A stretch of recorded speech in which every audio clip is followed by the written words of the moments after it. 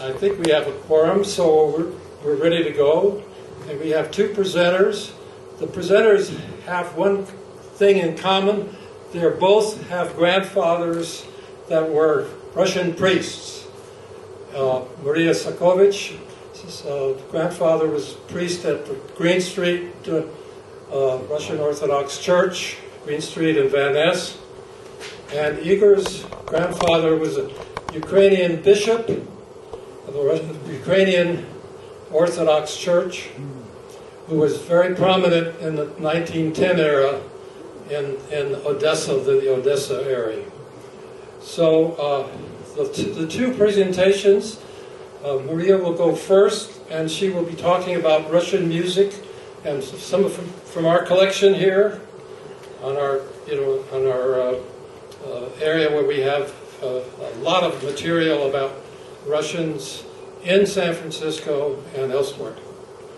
And then Igor will be talking about his life as an architect and as a painter in the Bay Area, but particularly in Inverness, where he's currently living. And his background is as an architect. He was a graduate of UC's School of Architecture and had some very interesting buildings. He had very interesting architectural life, did work for the Nordstrom Corporation and various other famous people that needed their homes built. So without any further ado, Maria. Hello everyone. Thank you for coming. And great big thanks to Margarita for inviting me, for Eve for providing many of the images you'll be seeing today, and for Victor to help me out of an absolutely disastrous preparation with the images yesterday afternoon and evening, and he managed even to enhance them. Anyhow, this is the only image that I'm going to mention. This is the one of the manuscript pages that launched me on my research and my discoveries. A great variety of music has been characteristic of San Francisco since the very beginning, but it wasn't until the revolution in Russia, and the Civil War, and the consequent exodus of 1 million to 2 million citizens from the empire that added another dimension, another ethnic group's music to San Francisco. In the early 20s, or by the end of the 30s actually, somewhere between 5,000 and 10,000 refugees from Russia made their home here. They were not the first Russians in San Francisco, and I'll say more about them a bit later. The refugee immigrants brought their culture with them, including choral music, sacred and secular. Sacred music was in fact part of the San Francisco scene because there was a Russian Orthodox church here since 1868, but I haven't found much evidence of concertizing. However, Eve shared this with me recently, and it's here in the collection, this 1904 program, which is a precursor to what I'm talking today. What's unique about these two particular decades? I'm sorry, Yes.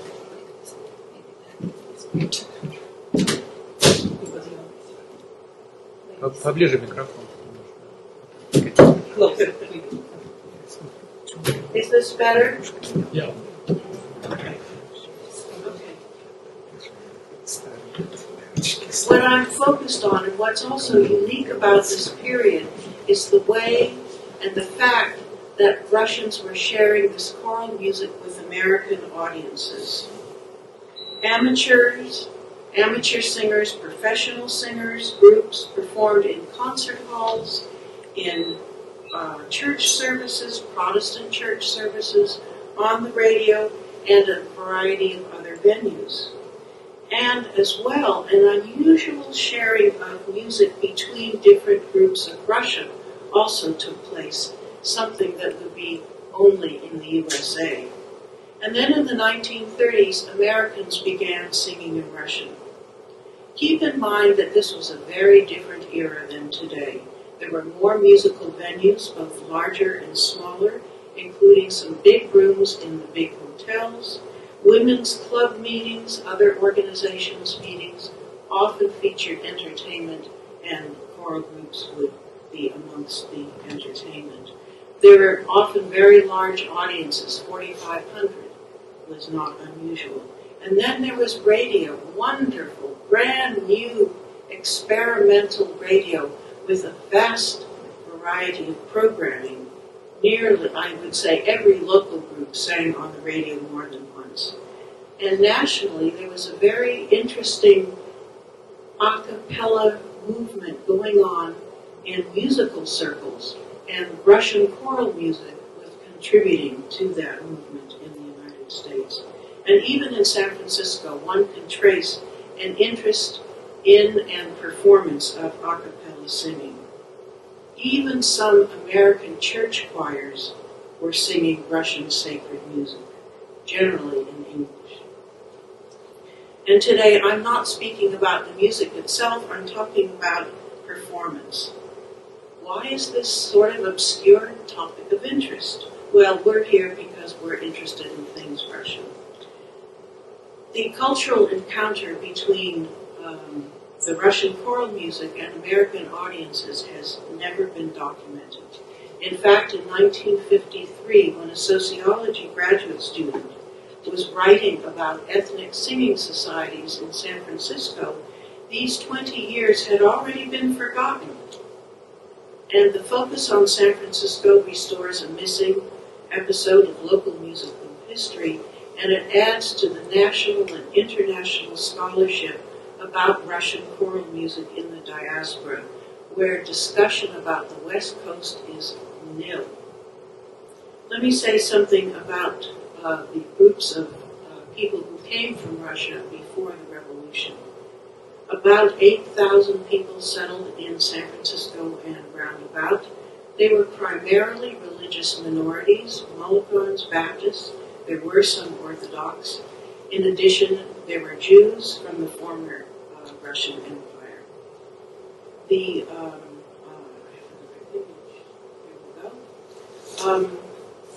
refugees began being noticeable in 1920, peaking in 1923, but continued in smaller numbers through the 20s and 30s. It's very hard, because some people came in at Seattle, some at San Francisco, to know actually how many settled in San Francisco. My guess is somewhere around 7,500. Our first concerts, between December 1919 and May 1920, two different singing groups introduced San Francisco to Russian choral music. What prompted the local musician and former staff member of the Russian consulate, Kyprian Shanovsky, in late 1919 to form the Russian Singing Society, which turned out to be short-lived, has been lost to history. His group offered its first performance at the Columbia Theater. The Pacific Coast Musical Review noted the Russian choir was in costume and rendered Ukrainian songs. The choir consists of amateur singers who do not read music, and the delightful work accomplished on this recent occasion was the result of but 7 rehearsals. The object of the Russian Singing Society is to acquaint the American public with the beauty of Russian music, and on this occasion they certainly succeeded in doing so. The same group gave another concert in April. They were also in costume, and they added 3 opera singers to the program. And they presented Russian opera arias, unfamiliar here, according to the reviewer, and folk songs. A month later, friends and neighbors, okay, that should have been earlier. Next one. Of San Francisco newspaper editor Fremont Holder and his wife Cora gathered on their patio at Wood Hills Ranch near Cupertino for an informal concert. The singers were brought from Holy Trinity Cathedral by my grandfather and his choir director, Mikhail Kurilov. They sang the hymns of the Russian Orthodox Church, which the Americans liked very much, followed by solo performances of folk songs, and concluded with balalaikas, mandolins, and guitar music. All present, Father Vladimir later wrote, expressed their delight and thanked the singers for the pleasure of hearing Russian music. A month later, this same church group gave another informal concert at the Palo Alto Women's Clubhouse for the benefit of Russian refugees. When my grandfather arrived in January 1918 at Holy Trinity, things could not have been more challenging. There were problems left over from the former rector, a mortgage on the church, unpaid city taxes, and no funding from the Holy Synod. For I don't know if it was a year or more, he did not receive a salary. He had 3 children, a nyanya and a matushka to support, as well as taking care of the church, which was why he ended up sometimes picking fruit on Fremont Older's ranch. I think he turned to music, and I'm calling this his musical mission. During the 1920s, Father Sakovich and his choir directors, and in 1928 and 29, his bishop as well, brought the church choir into local American settings, which included Episcopalian church services, including Easter at Grace Cathedral, Episcopalian conferences, San Francisco's Music Week. For the 1926, there was a radio broadcast, Stanford Memorial Church, Fort Ross on the 4th of July, which included the Native Sons of the Golden West, and benefit concerts. My grandfather frequently sang in duets and trios at these concerts. These activities attracted new listeners to sacred and secular Russian choral music, and much needed contributions to the coffers of the church. I'll just read a couple of responses to these concerts. One is at Stanford Memorial Church from the Palo Alto Times. The main floor of the church was filled by an audience which gathered early. The staff reviewer found that while the singing of the Russian choir cannot approach the smooth perfection of Smallman's a cappella, for instance, it possesses an emotional quality lacking in many finished choruses. And an interesting take on things from Jack Calvin, a writer in Carmel, who was not, he confessed, he reviews it, he says he wasn't a music lover, but he wrote, at every possibility, I have attended services in the church at Green and Van Ness. Not only that, but comfort-loving preacher that I am, I have stood up for more than 2 hours at a stretch and forgotten that I was standing. It would be partly true to call it a deeply religious experience, and wholly true to call the result an emotional intoxication. Beginning in 1924, the Holy Trinity Regent F.B. Kostin formed with some of the church singers a group that went under Russian choir, Russian national choir names, and they performed often the secular repertoire.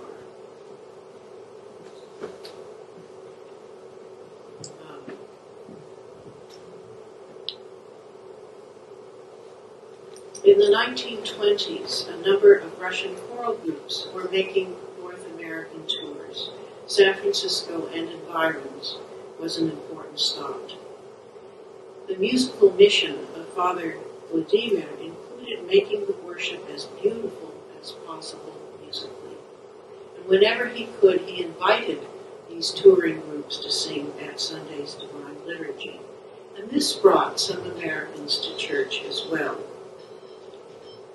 Occasionally these groups performed a benefit for the church, Whether these touring groups had been formed before or after the revolution, outside the motherland, their survival depended upon their touring and sharing this tradition with new audiences.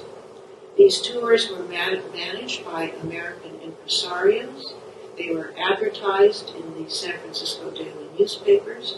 They were reviewed by local music critics, attended by Americans and Russians alike. The earliest touring group was the Russian Grand Opera Company.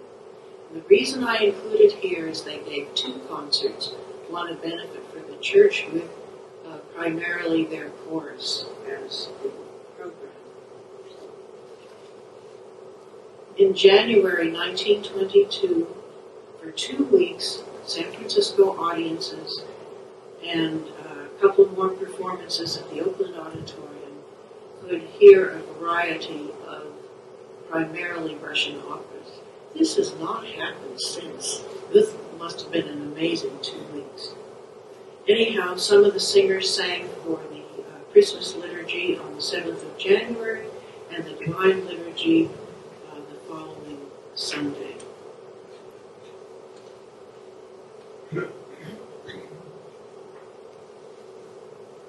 The Pacific Coast Music Review gave top billing in advance of its appearance in January 1924.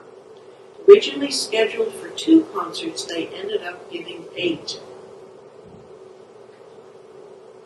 The Ukrainian singers returned 2 years later in December 26, just before or after when the newly formed choir in New York, the Russian Symphonic Choir, made its first appearance here. Enthusiastic audiences appeared at the Civic Auditorium, 4,500 attended, the Fairmont Hotel, Oakland Auditorium. And the group returned again in 1928. Excuse me, Kibalchich is a guy who... He's in the middle with the tugs. Uh-huh. Yes, and there's an interesting collection here, which Eve can tell you all about. 2 very different groups overlapped in March of 1929. The Kedrov Quartet, and I'm sort of stretching Russian choral groups into quartets. They both sang in church. Didn't turn out too badly. That's from a microfilm. The original hadn't survived. The Kedrovs came through 1932. They always sang in church. In 1931, they gave a benefit concert for the church. And my grandfather wrote, "Church full is on a major feast day." That is when they sang. And he wrote in his diary a year later, on the 14th of December, hierarchical liturgy, Slavanskaya choir singing in choir loft Verую by Grechanina, Otche Nash, as usual, Svyate Bože by Chesnikov. Our choir downstairs. Church full as for Christmas. And just hear it would be absolutely gorgeous. The last public appearance of the Holy Trinity Cathedral Choir during Father Vladimir's tenure took place in 1931, in the evening of American or Western Easter at the Denny Watrous Gallery in Carmel for a primarily American audience. Good performance, the priest wrote. And just after this concert, he managed to pay off the church mortgage from the proceeds of these concerts, as well as from other sources.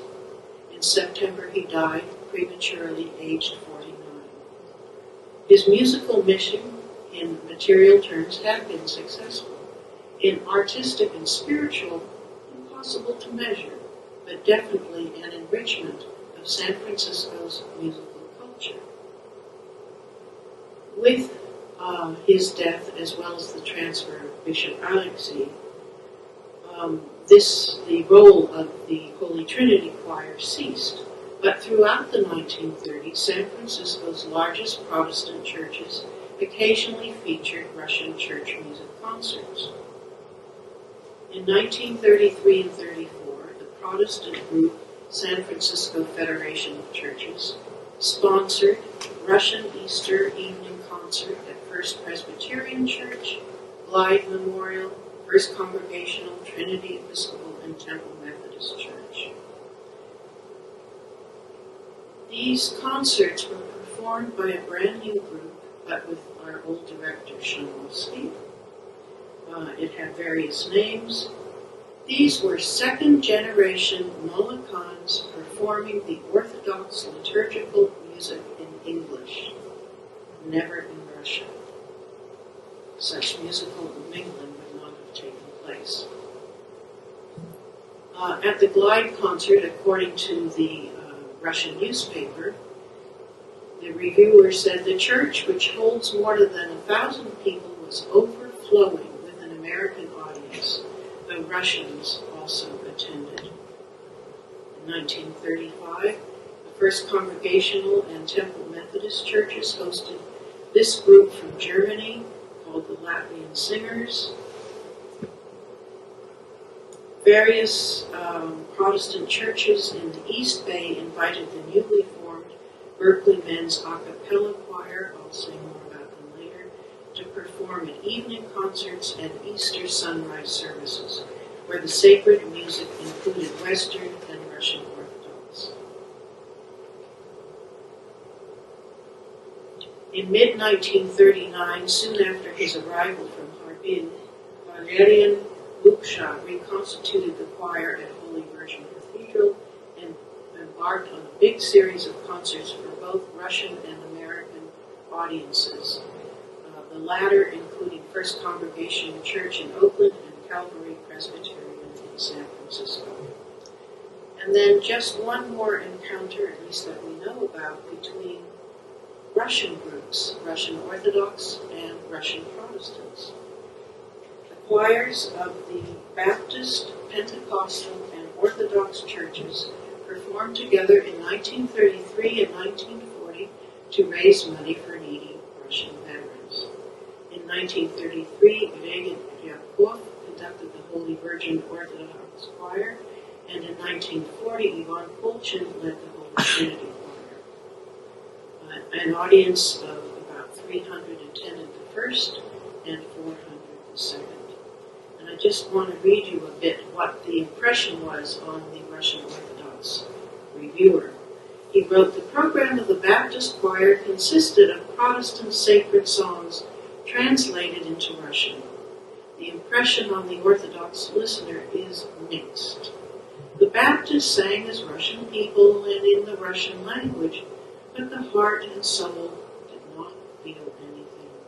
This is foreign singing, not our Orthodox singing. Would not be right to speak only negatively. In many places, the choir showed good nuances, preparation, and good conducting. But the general impression nevertheless remained the simplicity of the music. And you wouldn't be surprised to read further into the review that he said, the familiar music of the Orthodox choir penetrated to the depths of the soul." I think this is quite remarkable that this inter-Russian mingling musically was taking place, and I think it's simply being in the American context. I'm not going to go into any detail, but there were other Russian choruses visiting, probably not so humorous or so intensely as in the 1930s. But there were new local singing groups under the direction of Russian Vegas that were emerging in San Francisco, Berkeley, and Palo Alto, and they were receiving enthusiastic interest and support and enticed Americans to sing in Russian. In addition to Shanovsky, 3 other conductors established part Russian choruses, 2 of which featured American singers. The first to enlist non-Russian Americans was Theodor Gorbachev. He was a recent UC master's student in graduate in music, he had a lot of chutzpah. In his first concert in 1931, he was guest conductor of a group of young women in the East Bay called the Steindorf Choral. He taught them to sing in Russian for the all-Russian program before an audience of 500 at UC Berkeley's International House. By 1932, he had convinced the Berkeley YMCA to sponsor a series of classes, including 3 sessions of choir practice, boys mixed and a cappella. Within a year, from 6 voices to 27, the choir developed, all Americans except one becoming known as Berkeley Men's a cappella.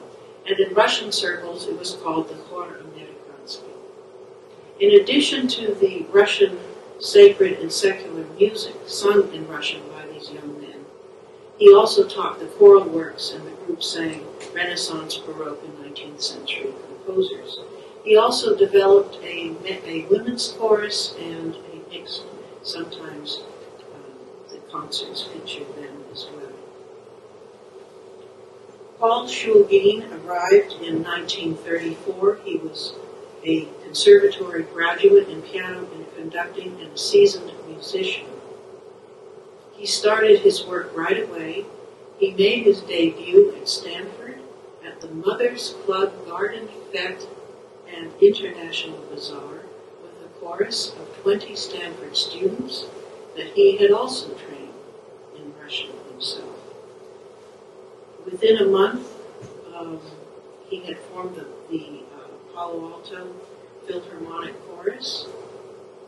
The choir gave its concert debut in October in Palo Alto and performed in San Francisco the following May, a program of both Russian and German music. In the program, over 100 local American patrons are listed. That's a lot of local support.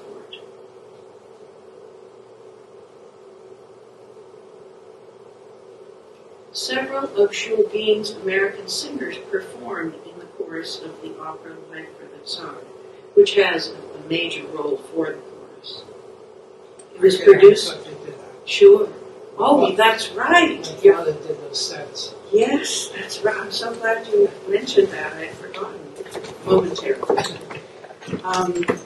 In the Russian, in the Russian newspaper was an appeal for singers. And the writer said the chorus must be composed of at least 90% Russian voices. It would be a pity if we had to utilize foreign, i.e. American voices.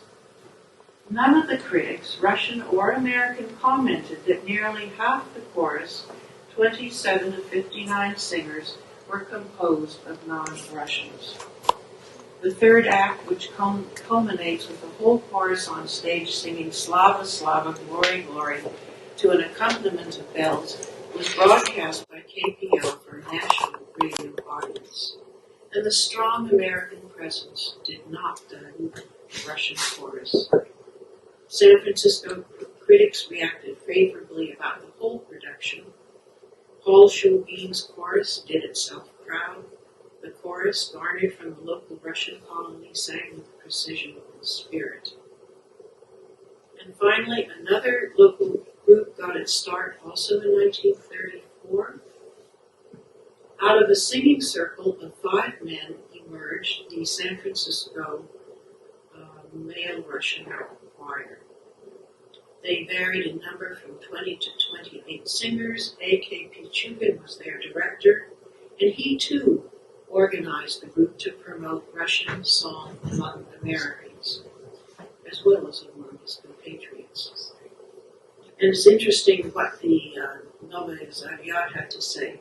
The majority of singers never had sung in choirs before, and many did not read music. The composition of the choir was constantly changing, so what had been mastered first with one group had to be mastered with others. Little is known about Pichugin's musical background. His education at the Tomsk Realschule and the Oranienburg Military Academy would not have prepared him to lead a choral group. According to one unidentified source, he studied music and singing for 10 years. San Francisco critics were impressed by the choir's first American performance in May of '36. Under the headline, "Male Chorus Sings Excellently," Marjorie Fisher concluded that this choral ensemble is a distinct asset, a genuinely valuable contribution to the cosmopolitanism of our civic musical life. And Alfred Frankenstein said the chorus proved its sterling worth, an expertness of ensemble very rarely met with outside completely professional organizations. And Alfred Metzger praised the performance as among the best choral concert heard this season. And the choir took third place in a radio competition of the Sperry Male Chorus Promotion in 1936. They were managed by an American. They gave around 8 performances a year. They were all working at other jobs. When Pichugan retired in 1940, the newly arrived Yvonne Tolchin took over conducting, but I have not found any mention of concerts in 1941. I'm going to conclude just with a couple of sentences without the examples because I think I've probably overextended my time. But I will say that by the late 1930s, Russian choral music in San Francisco had found its place in American programming. World War II drastically curtailed these choral activities. Young men were called up, gas rationing reduced local travel, and the world was drastically transformed after the war. And with regard to Russian choral music, the Cold War and the McCarthy era was not kind. Thank you.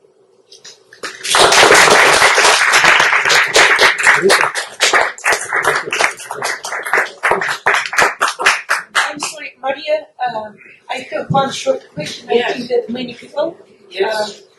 would ask you, because this is unique. This unique information, how did you collect? What's the roots? Yes, for that.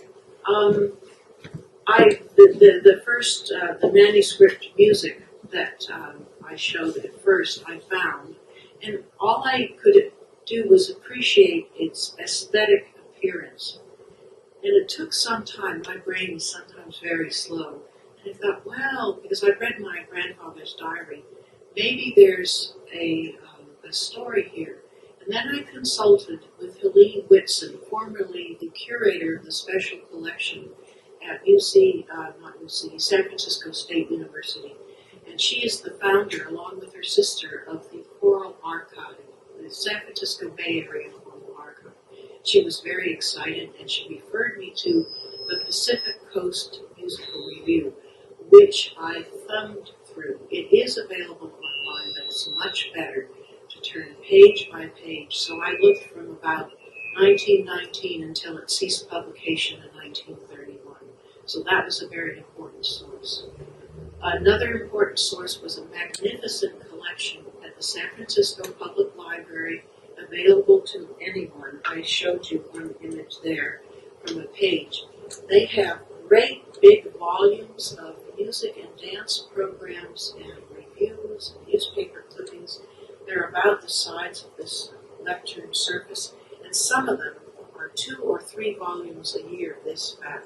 They were invaluable. And then I always checked when I learned of concerts or appearances. Then I would go to the Russian newspaper and I would have a date, because it's not indexed, so I can't look for needles and haystacks.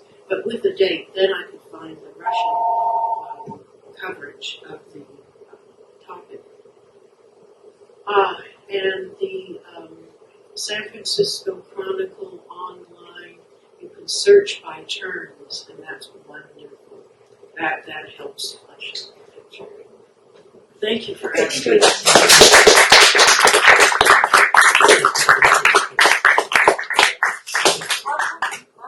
Yes. I can't see. Can I ask? So, just wanted to add a few things. I was just sitting here listening to the presentation, which I really admired. Thank you very much. Thank you. But on the other hand, it's not really related to the topic of singing. But I'm from Los Angeles, and I was trying to put the dots together. Recently, I've been put in a museum exposition at one of the Russian churches in Los Angeles. And I think there was a mention of your grandfather Yeah.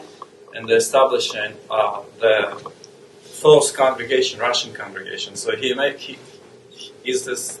He had This is the case. something to do, and he made trips to Los Angeles. Yes, he came in a few times Yeah. to supervise, I guess, the colony out there and do few services once in a while.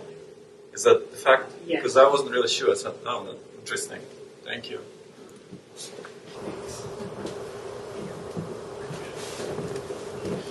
Igor Sazevich. I'm honored to be here today. Also, I've got to watch. These are for looking at all of you people, but I've got a few things to read, so then I have to switch over to my reading classes. I know Steve could appreciate this. Anyway, so I'm getting ready here.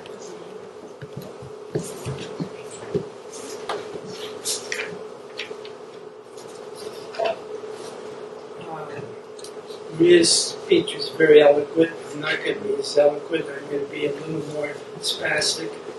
I'm not a speaker, but I have written a book. And the book was, that's a good thing. Where's the wrong thing? Okay, this starts the lecture on the speech. How the title came into being was. Thank you. Is this all right? No, that's all right. How the title came to be was. I was. First of all, why did I write the book? I have been listening to my family, to my relatives, to a lot of people, to my wife's relatives. Romanovs and all that, and everybody was always talking about writing a book about their past, something to write about. I heard that, I'd never seen it, I never saw it happen. Not in my family, not. Anyway, so somewhere along the line I decided, well, I'm around, I'll do it.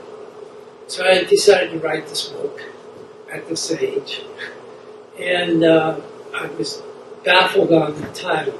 Title came, I thought, I had a big party, a lot of young people there, and I thought, took out some paper and I had everybody write a title, and I thought the young people probably think something peculiar that is totally I wouldn't think of. And sure enough, when all the little papers were added, I saw time in my coffee, and people knew that I drank coffee a lot. I would start my days with coffee. When I had my office, I wouldn't get into the office until 10 o'clock because I was out reading my Chronicle and the coffee. So this prompted the title, but it's also time in my coffee. It's time because the book is about time. That's the cover of the book, which I have here. Oh, by the way, all the artwork in this book is either my work, or my father's work. So this is my watercolor San Francisco back. All right, here we go. You can read that. All right. Anyway, the top is the church where my grandfather, the bishop, presided. Below that is my mother and my first husband, Rodko. And he was in the military. This was the end. This was World War II. This was the revolution happening, and also World War II was going on. And so there was World War I. World War I. Sorry, thank you very much. You're welcome to correct me anytime because as I said, it's going to be spastic. Anyway, so yes, World War I, and Russia was in conflict with Czechoslovakia down the border in Ukraine. And so he was in the military. They went in, he went to the front, came back, and then at that time they said, we better get out, we have to go. Luckily for my grandfather, he died before the revolution, so he never felt it. And so the mother escaped through Siberia, and then ended up in San Francisco, and father there was his father. What? Very convenient. If you push this red stuff, you can point it. This one. Oh, that one. Yeah. Red. No. Yeah. It was red one. Or you can just point exactly where. Red. Okay. Father.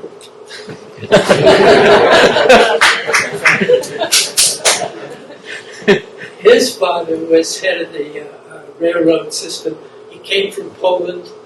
The Tsar brought him in to run the Trans-Siberian, so that was his father's position. And then he too escaped. He was in the service for a tiny bit.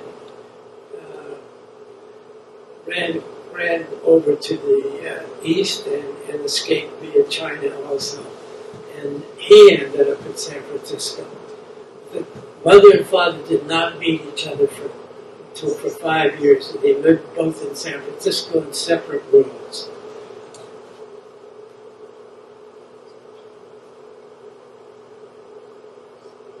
Grandfather, the bishop, grandmother, and mother.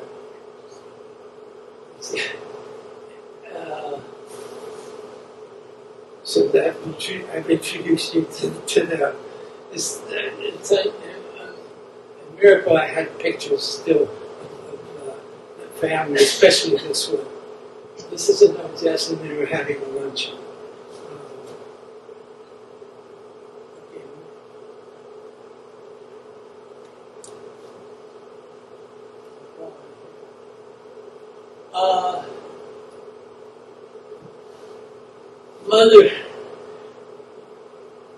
Mother was working for an interior decorator in San Francisco called Miss Warren. It was she did all the social parties in San Francisco for socialites and everything.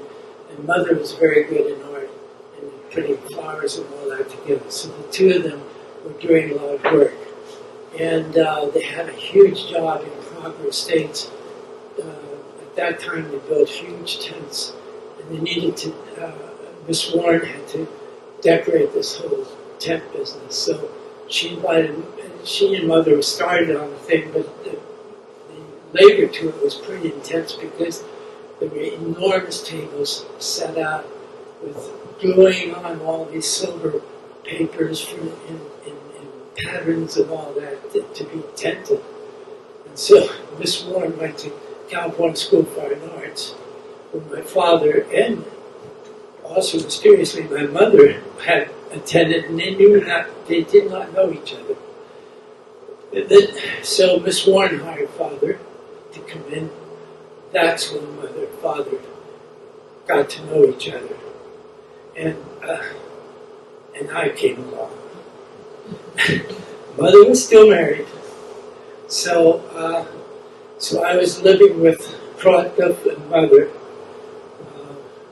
but there was already work set up for Krotkoff to leave. My father was going to take over the whole thing, for the law people.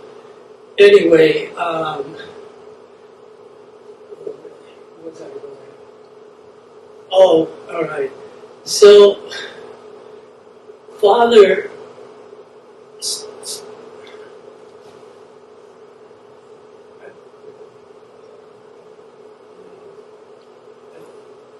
this is the one. This is jumping a little ahead.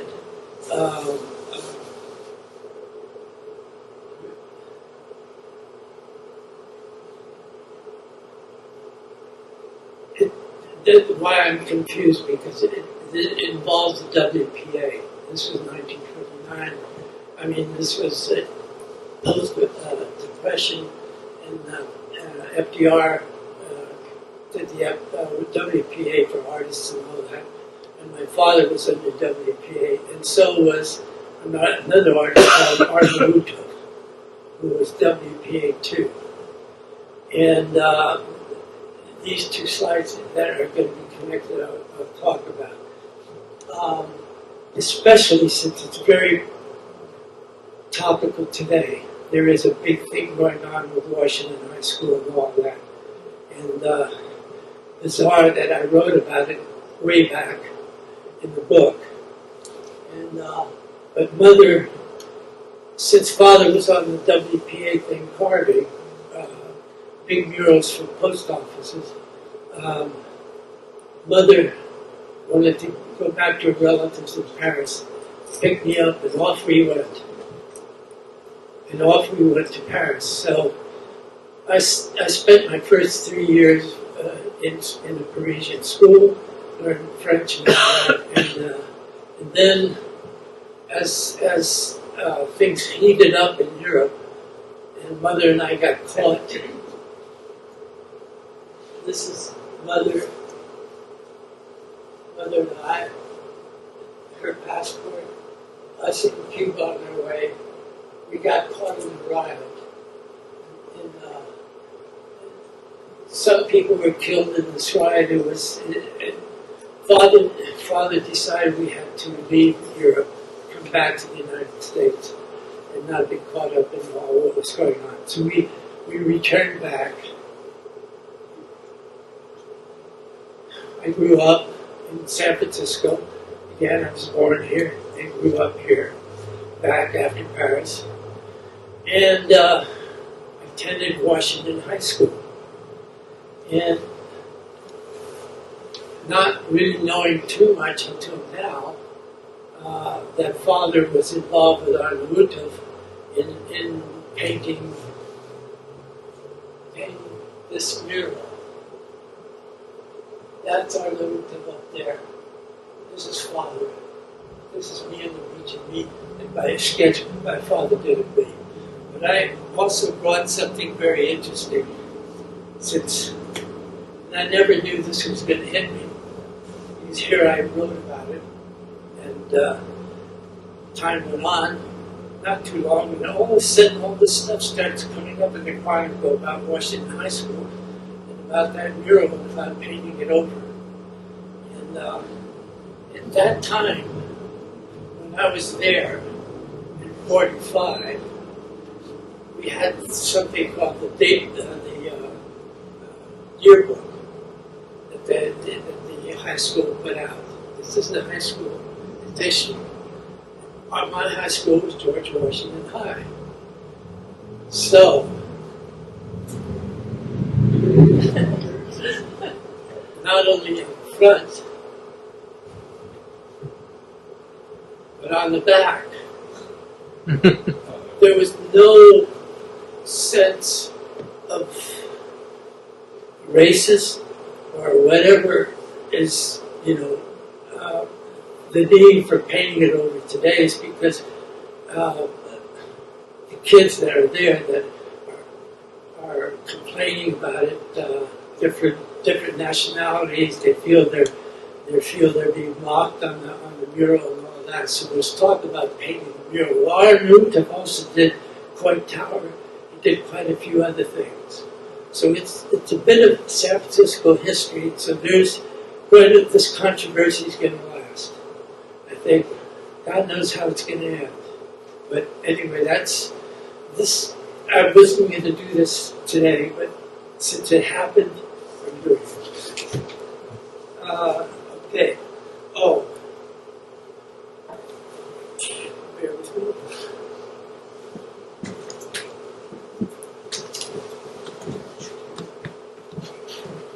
I thought nothing had me blabbing so much.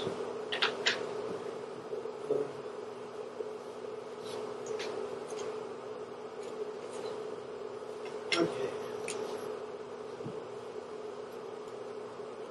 I'm sorry to be bouncing back and forth.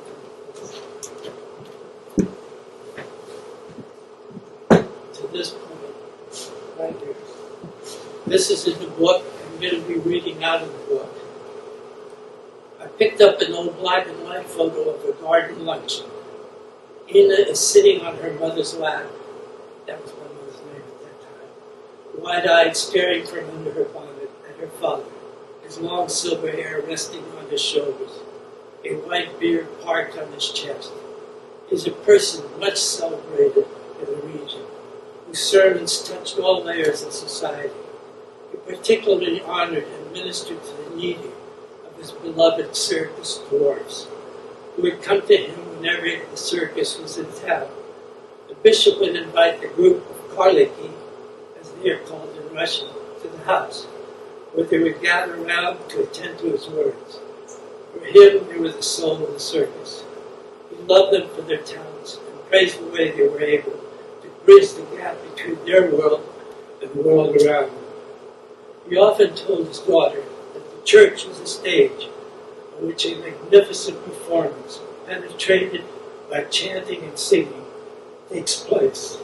The vaulted vastness in space in which to elevate people from their daily lives. The church for him existed to embrace all those who stepped into its silence and majesty.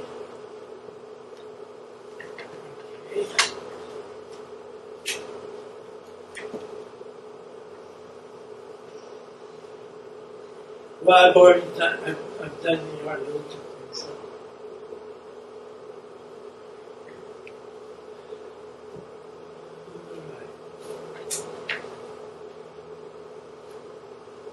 So my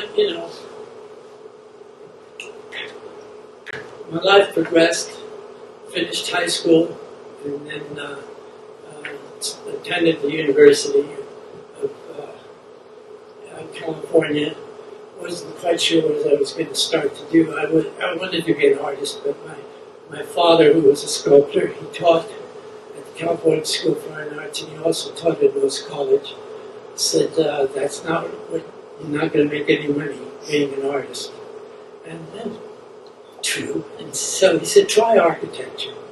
So I did. I went to school of architecture. And met by accident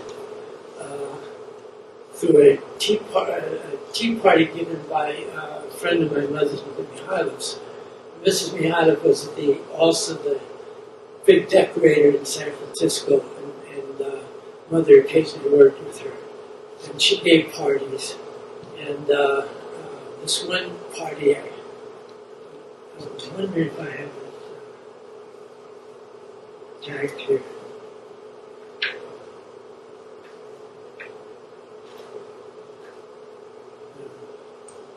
Are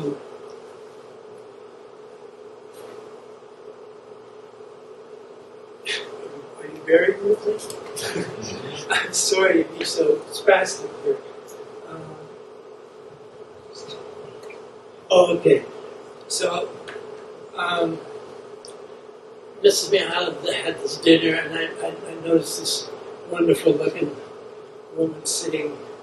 I did not like going to this because Mrs. Mihailov was a Christian Scientist, and so there was no liquor, no drinking. And I thought, oh God, why am I going to this? I went, and then sitting off in the corner was this fabulous woman. And my eye caught it, and then I stopped thinking about it and was wondering how I could get out of there sooner, because Mrs. Mihailov also needed to stand by the piano while her husband played, and she sang. Anyway, it ended, and as I was leaving, Mrs. Mihailov came up and said, Igor, would you please take this, her name's Natasha, would you please take her home to Berkeley? You live in Berkeley. I said, yeah, sure, I'll take her.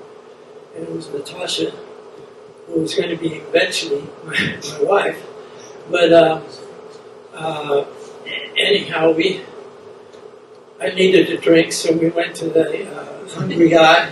There was Stan Wilson playing down down in the basement, and I thought, this is great. And then I looked at her and said, can I meet you again? And it went on for quite a while. This, can I meet you again? And so we, I had my goings on, and she had her goings on. She was part of the San Francisco Society, and of course, her mother, Marina, sister, was Natasha, and Big Natasha, as we called her, was married to Vasily Romanov. So there was that connection going on. And Natasha and I would call her Little Natasha, and I would meet and all that. And then she was very elusive, very hard to get to. And I persisted, but not totally. And then one day she calls me up and says, can I have a ride down to Woodside? And this is a passage I'm going to read. That is, Could you tell us who Stan Wilson is? they're right there. Yeah, who was he? There's the top. Was He was a black singer, very, very famous, and he sang down there at the Hungry Eye, which was his I used to go to Hungry Eye a down lot below. of times. Yeah. But I don't remember. Oh yeah. He wasn't Russian, was he? Oh no. There was at the Hungry Eye. There was a brick wall behind him, and there was a big picture of an eye painted on it. And he sat there. It was very popular, very good. It's not there anymore, but I think there is still a club down there. Anyway.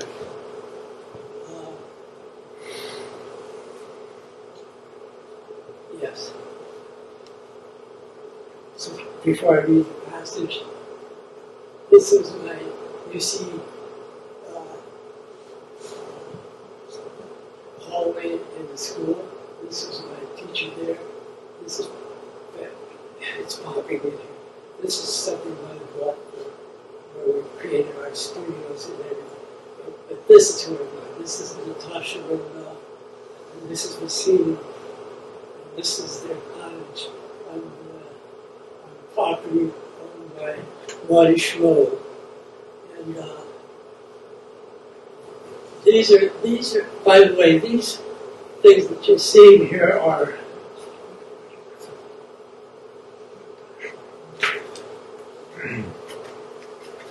because I did the layout of the book and the passage.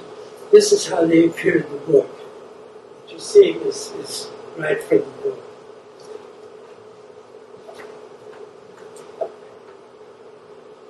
Except for those two pictures. I thought they were sort of fun. That's Vasily holding a picture of Natasha. And I thought, and then, anyway, that's where they lived. Marshall had, she was, how can I say, she was a great supporter of the family. I mean, they were in that cottage years later. A few years later, Marty Schroll sold this property, bought a big piece of property, and had a big house there, which I remodeled for the Romanovs, all under Marty's guidance and money. She was a real, and in doing that, the very rich people like that own the PG&E, the Miller family, the Ford family, and all these families, all came in somehow into my life through Vasily, through, but that's afterwards. I'm getting ahead of myself. Let me see. Okay. One weekend, Natasha called and asked if I could take her to see her aunt and uncle, the Romanovs. They lived in Woodside, just a few miles south of the Filoli estate, where I had driven Mother many times when Mrs. Roth wanted her to decorate for some function. I was curious to see how the royals lived. I fantasized a duplicate of the Filoli mansion, faced in brick and detailed in classic European style. Surrounded by stately gardens, I remember the foyer and imagined the prince and princess escorting Natasha and me into the same vestibule, past the grand staircase tipped with gleaming acorn-shaped fiddles, and oriental runner held down by brass rods. I babbled on about this, that note to divert my growing nervousness. I babbled on about this and that to divert my growing nervousness about meeting her aunt and uncle. Once we dropped down from Skyline Boulevard, Natasha directed me onto a narrow two-lane road winding through rolling countryside. Patches of oaks, their twisted, graceful branches casting shadows on the grass, lining scheduled, secluded properties. Oh yes, this was going to be Philo. Well, here, turn right. What the hell is this?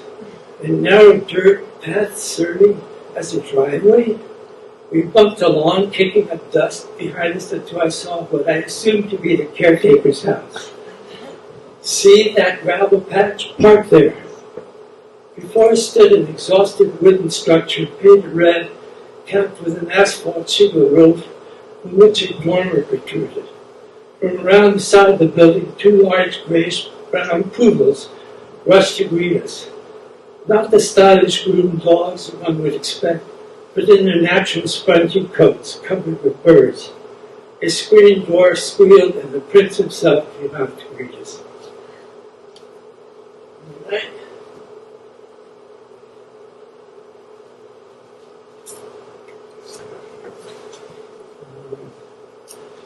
Skipping way ahead.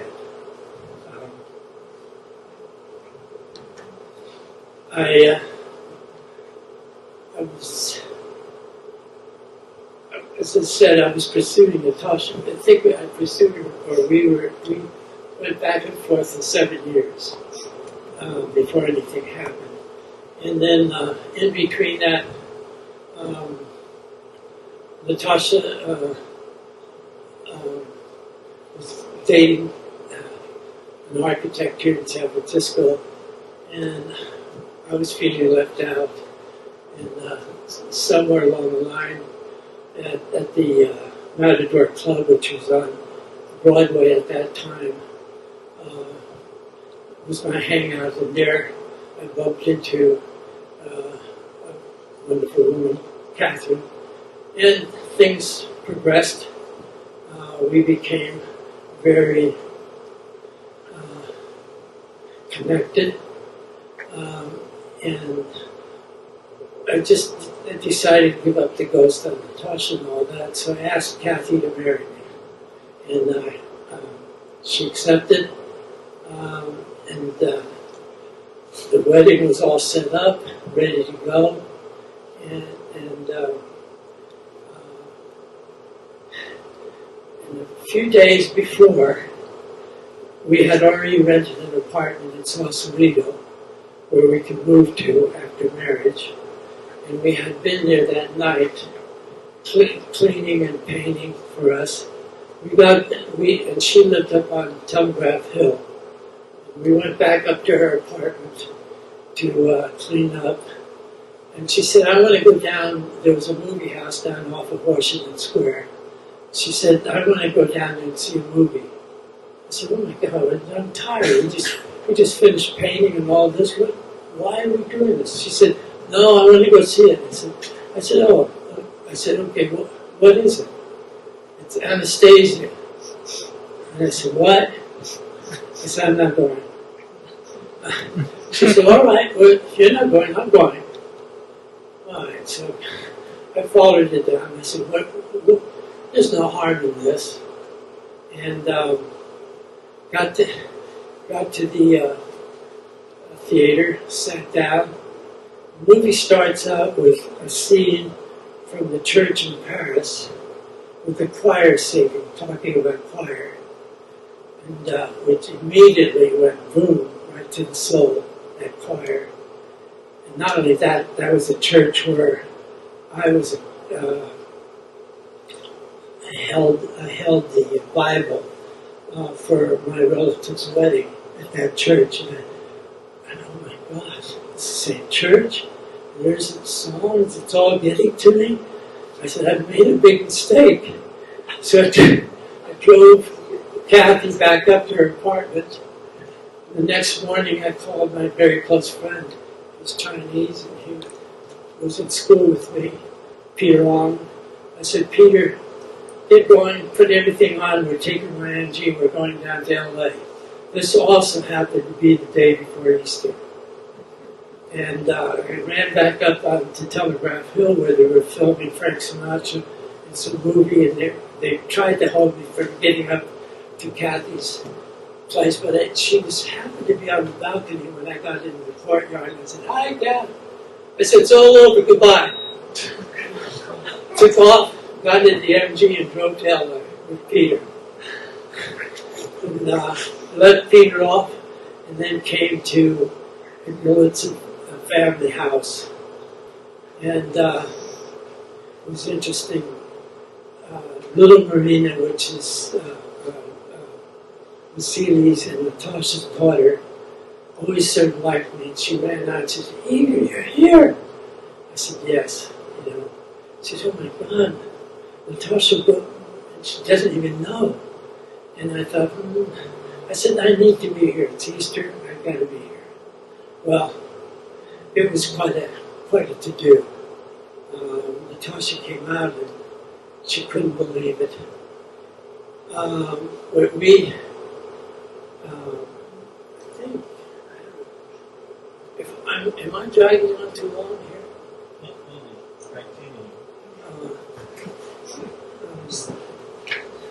I don't think I tagged it, but it's about the Gallitzins.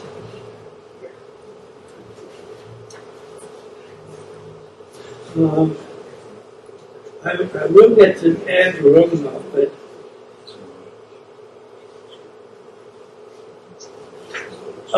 here we go.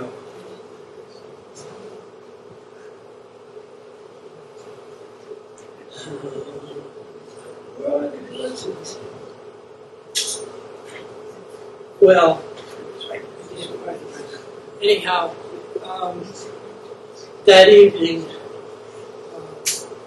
everybody decided to go to church. I mean, it had to be. There was no decision. There was all started at Katsu, who was the the housekeeper that was with the family when they escaped from Russia, when the Gallitzins escaped from Russia. They took Katsu along with the two sons, George and Alexander. Anyway, there I was. And I told everybody not to worry. I'm down here only just to go to church and be with you people. I need to clean my soul. And Natasha came out, was surprised to see me sitting there. Said, oh, no. I said, okay. And then everybody got, Katya had finished her soup that she made. Remember, this is what is it? You can't eat anything until the service is over. Anyway, so then everybody got in different cars. We went off to the church in LA. I forgot which church it is. And it was small. It was very cozy inside. And again, the music was all there. And I was going, I'm standing right next to Natasha. And I said, come on outside. And outside there was a lawn and birch trees. And there was the church with the little golden cupola. And I looked at her and said, Natasha, would you marry me? I don't know what happened. Why did I do this? I have no idea. And she looked at me and said, yes. And so the next morning when we came for breakfast, there were all the Gallitzins. There was Sasha, there was George. Sasha had just made a movie, Spartacus, and George was head of the Walt Disney's productions. Then there was, I think I have it. Then, sorry, there's George, there's Spartacus. There's Alexander, Sasha. There's Natasha's mother, Marina, and Stadia and Katsu. They were all there. And Maurice,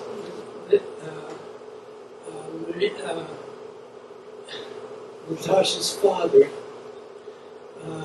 was a little distraught because it was at that breakfast table that Natasha got up and said, announced the marriage.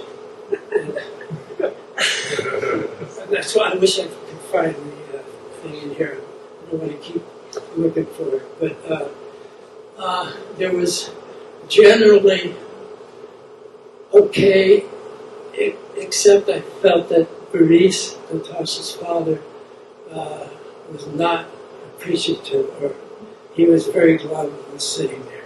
But Vasily got up and said, "You're welcome to our clan." And that you know, oh my God. Anyway, anyway, there were some other incidences that happened that almost ruined our marriage, not marriage, but our vow, because Natasha went to Europe for about 4 months, and in that time we got a little into trouble, and then I had to go. Who my mediator was Aunt Natasha, Big Natasha. She just took me and counseled me and all that, so things would be okay. So when Natasha returned, we got married.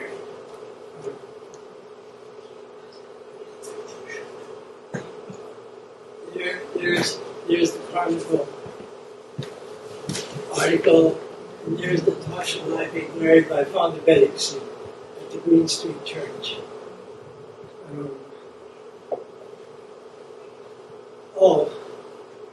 And this goes on for so long. Anyway,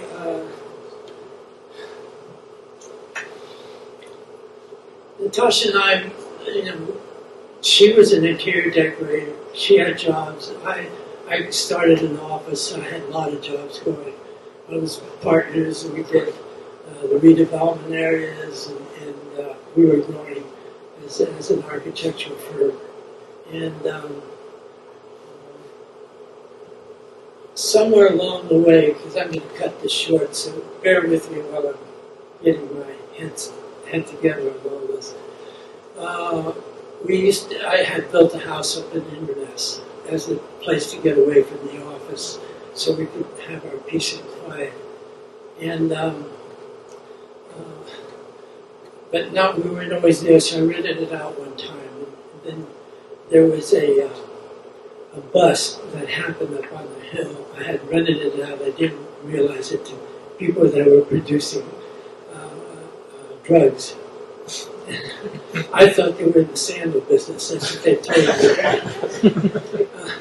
And then the phone rang in my office, and I heard my neighbor saying, "Igor, there's a SWAT team was just here." He said they had the wrong address. They were on the way to your house. And I said, "Oh my God!" So I called my house, and the guy my renter answered. And I said, it was very quiet. I said, "Is something happening there?" He said, "Uh-huh." I said, "Is the sheriff there?" "Uh-huh." So, yes, the bus was on. And the reason for the story is this picture up here. Is when all of that was over, a few months later, after the house was cleaned, because I did find drug equipment and all that buried in the bushes. But when all of that was over, the guy came back to say he was sorry, that with the renter, that this happened. And he said, "By the way, I have 2 tickets here to the carousel. It's the Grateful Dead's playing there." And Natasha and I had no idea who the Grateful Dead was. So he took off, and we had the tickets, And we went to the carousel, and there was Graham sitting there at the entrance. The auditorium was up above, and there was a big black policeman right behind Graham in case anybody got out of hand. And he took our money, and Natasha and I went upstairs, and we entered another world. There was this whole world of people dressed as Indians, beads all hanging off of their sleeves, and they were just milling around. And then in between that were the Hells Angels, in their black uniforms with the logos on their backs. And then the Grateful Dead came on. And you got to know that the loudspeakers were as big as these things on each side, big bureaus. The three of them were at the back part by the drummers. They were at a little podium, and then they struck these three notes, wham, ran up to the front like charging, stopped just before going over, did something, hit some three notes, stepped back. They did this about 3 times, and then the whole orchestra, the whole band took over. Natasha and I had to hold our ears. But it did change our lives. We became hippies. Not only that, Natasha especially loved marijuana. So, it was, and we changed. It was interesting because we were all part of San Francisco society. We were just, in a way, Natasha and I sort of drifted off to the side into our own society. And there's a lot more to talk about, how I made movies with the Jesse Colin Young thing, because that all involved people that and our place up in Inverness, that's where Jesse was. Inverness was sort of the center of a lot of this musical upsurge. And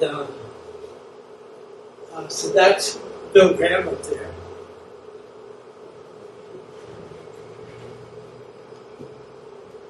Bill, Carousel, Natasha and I. You can see we're a little different here. This is the watercolor I did of Natasha. This is the watercolor I did with Natasha at Dr. Lee's. We could be here all day because I had 3 very prominent clients. One was Dr. Lee, who was very close to the Romanoff family.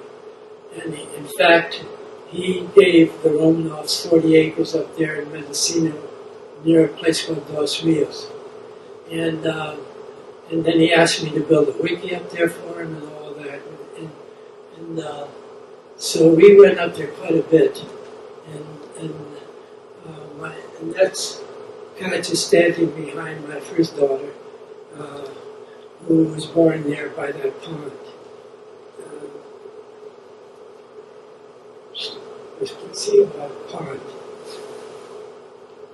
That's my father. I just wanted to introduce him because as I said, he taught at Mills and he taught at California School of Fine Arts, which is, I think, San Francisco Fine Arts now. And those are all statues that are in the museum. On the top one is that MoMA, and the other 2 are in the Oakland Museum.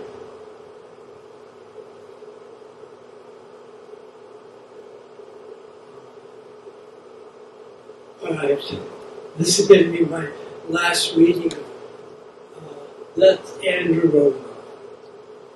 And there's a lot about Andrew in here. But I had, working for Jesse Colin Young of the Youngbloods, I had bought some property on the bay. And I thought I could just build it and boom. But just at that time, California came up with some very hard water requirements, and where a septic tank could be near water and all of that.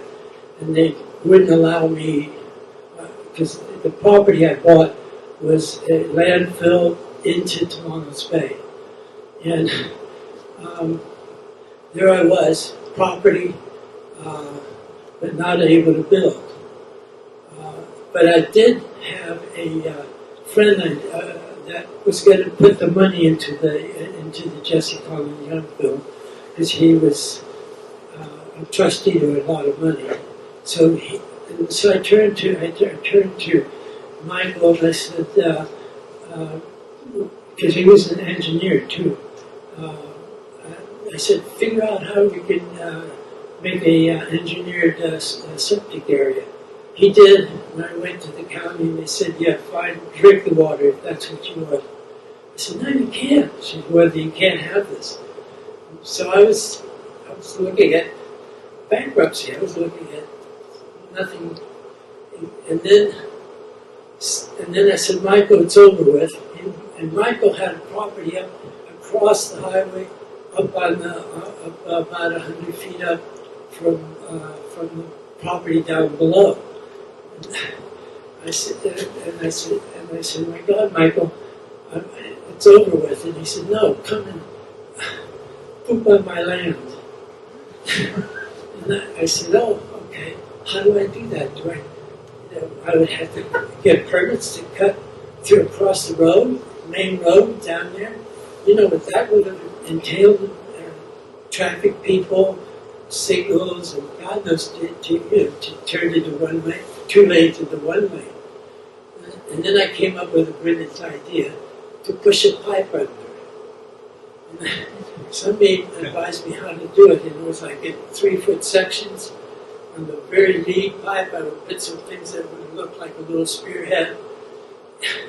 And then they gave me something that bent electric conduit, but it also pushed. So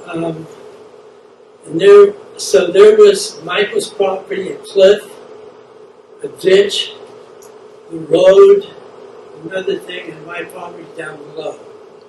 I had to cross that road. And I thought of only one person that I knew so well that helped me in a lot of building projects was Andrew. And so this is my last passage from this experience. I think this is worth it.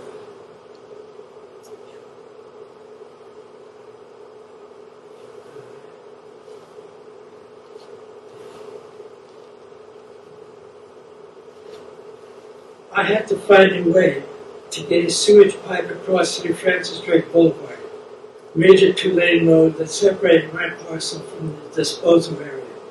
Then up the roadside bank, some 40 feet, the most troublesome headache would be hiring a contract to cut across the thoroughfare on which visitors stream to their seashore destinations. I can't remember who suggested pushing a pipe under the roadbed, but that person had used some gadget for bending electrical conduit, and though it could nudge an object forward, and it could not nudge an object forward. I was able to acquire such a contrivance, purchase the pipe, fittings needed for the endeavor, even find someone to assist me in my madness.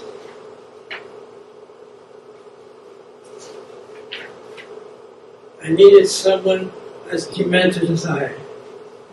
Andrew Roman had lost his wife Kathleen to pneumonia in 1967. And I'll have to skip. I'll read this. She was just 32. After that, he rented out his house in San Francisco and moved in a mess with his sons. We were living next to the post office when he met Inez Storer, and they moved in with her. Inez was a well-known local artist who had shown her paintings and mixed media work in many group and solo shows. She even taught at the San Francisco Art Institute. Fortunately, she lived in a converted Inverness hotel with plenty of room, but she did have to move to her studio in Point Reyes Station. Living a short walk from the construction site then was the one person I could rely on. Composure is what I needed, and who better than the and perturbable, I can't pronounce this word, imperturbable Prince himself, the man who could drink me under the table, chugging shots on occasions featuring vodka and herring, such as Easter time with our own lofts in Woodside. Calmly, we chose the most likely spot for which to push the pipe under the 2-lane road, and started by digging a 3-foot ditch against the bluff. From there, one line would ascend to Michael's property. We fit the first section of 3-foot, 4-inch long pipe that had a cone-shaped cap with a pointed nipple at its crown. The road tipped toward us, so I had to calculate how deep we had to go before we could start shoving the first section of pipe through. The pipe bender that's Andrew, had an attachment designed to slide. No, that's not him yet. The pipe bender had an attachment designed to slide forward against the object. Okay, Andrew, get ready to start cranking on that handle. I think we're down far enough. He glanced at me, the breeze ruffling the locks of his dense hair. Okay, now. Andrew started pushing and pulling on the handle. As I watched, a slight smile widened under the canopy of his bushy black mustache, hinting at some possible skepticism toward our endeavor. We continued that procedure for nearly a week, through sun, wind, and rain. Stop, Andrew, I think we're nearly there. I'll go check. To do that, I had to dig down to the depth we had dug to by the bluff. When I was almost there, my spade hit what turned out to be the main concrete water pipe for the community. Within the instant, it was a howl. How many more times can something go wrong? And then, more reasonably, can't stop now, keep pumping, let's see what happens. Take care to tell me when to stop, Andrew said, in his soft-spoken British accent. With my head down in the excavation, I was able to hear the crunching of our pipe pushing appendage as it pushed closer and closer to me. Yes and no. It was only a few moments away. Suddenly, the side of the cut crumbled and the nipple appeared. Yes, we will be able to clear the concrete pipe by just an inch. So, that was that. And that, there is the project that I was talking about. There's the Lawrence Bay right there. Michael's property is up there, so we have to go from here up there. That's Andrew, as I said. It's bushy here. And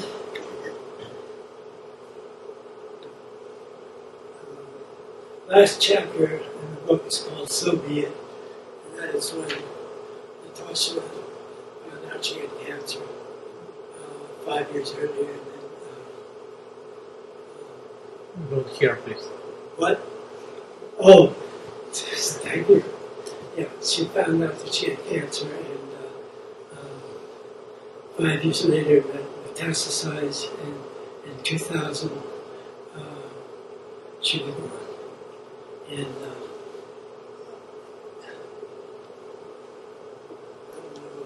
can you read that?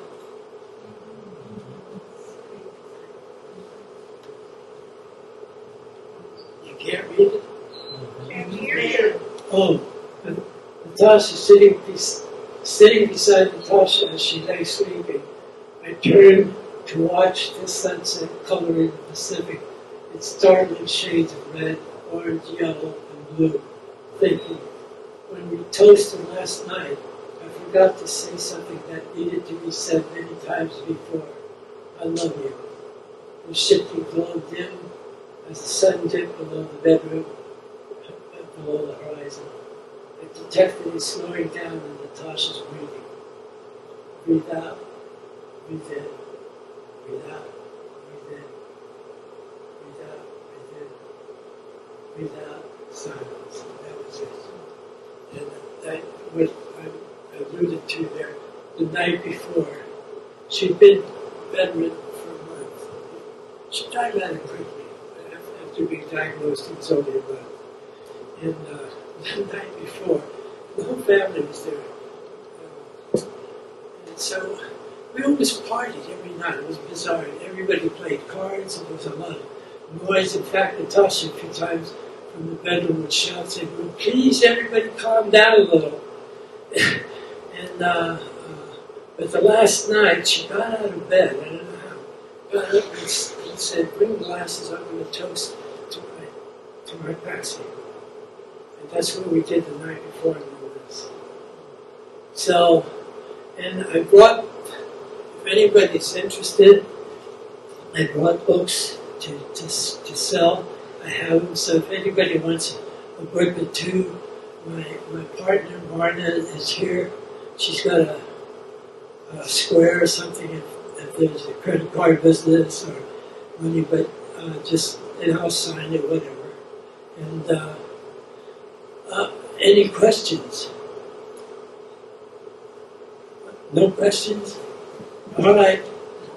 I think that normally we, after all this presentation, we have a kind of like light food, and especially because today we can celebrate Easter, so we have already some decoration for that. It will be plenty time to talk and to have questions, I think. So Igor, thank you very much. It was so emotional. I got some tears. Thank you all for coming. Okay, thank you very much. And I also want to tell you that today, please, George, please. So we have unexpected, real Russian, George Georgy Zhedenov. Georgy Alexandrovich Zhedenov. And we are proud to say that this is young boy, and this is a little bit older because you are 102 years old.